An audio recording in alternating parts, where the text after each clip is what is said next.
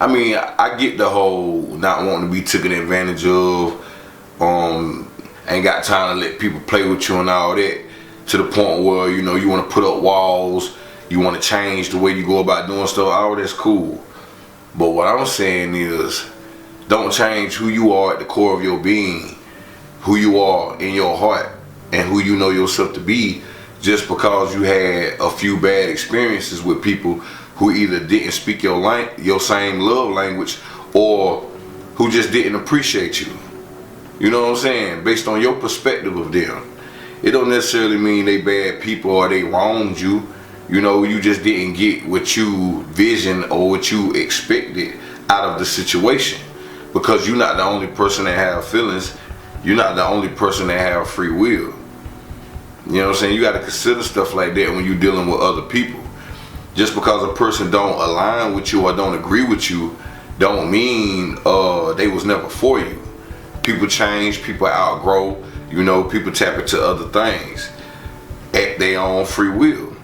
But what I'm saying is, just because people don't appreciate you, or just because people don't speak your same love language, or because you two can't gain a full understanding of one another, to the point where it's a lot of misunderstandings and misconceptions in y'all involvement, that don't mean you gotta stop loving. Stop being afraid to love. People like to put walls up, you know what I mean, get caught up in hang-ups, speak bad against love, speak bad against relationships, speak bad against life, and it all be because things didn't go in their favor, or they couldn't control people, or they let their emotions get the best of them. But what I'm saying is, regardless of something working out for you or not, it's always a blessing and a lesson. And at the same time, in all situations, whether good or bad, up, down, work for you or work against you, you learn something. You become a better you if you allow yourself to peep game and change some things at that moment, because you realize that you got the power to do so. You know you got the power to do better and choose better if you got the power to allow people to manipulate you or to convince you and take you out your comfort zone. So reroute that energy. I tell people that even in relationships or just conversations and situations, period. Like, stop putting all that energy into negative situations. Take some of that same ball of energy and put it in good situations. Take some of that love that you keep trying to give to everybody else and give it to yourself. That don't mean strip your love away from people. That just means don't forget to put yourself first. Because you have to love yourself first before you can love anybody else. And you have to understand, overstand, and understand your direct connection to the Most High. Because the Most High is love, and love is all there is, and you are a part of that grand plan of love. So it's your birthright, and it's always necessary, regardless of what you got going on in your life, no excuses, to remain in a vibration of love. Because you can, you're able to. I am that I am. You feel me? So tap into your God frequency. 369. It's there. It's everywhere. So like a pit in the backyard, beware. For real, I had to do that right quick. I felt it.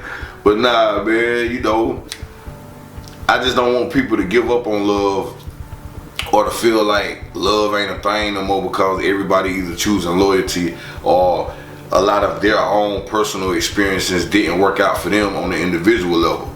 So they feel like all men are labeled this way, all women are labeled this way, they're doomed when it comes down to relationships, I'm just toxic, whatever. Like, don't speak negative against you or your situations. Just learn from your experiences, man, and tap into something that's going to allow you to vibrate higher, because you are a being full of love. You was created out of love, and your experience comes from the vibration of love, regardless of how you attacking any situation that you go through.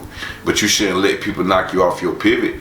You shouldn't let people change your perspective, and you shouldn't let people strip you from your natural ability to be able to love, to give love, and receive love, and be of love. Just because other people want to live in other emotions such as hate, fear, lust, and go against the grain when it comes to love, because they see you vibrating so high. So they either try to use that against you, take advantage of you, or make you feel like you too soft, you too weak, too open-minded, or too creative, or whatever, because they can't tap into that frequency.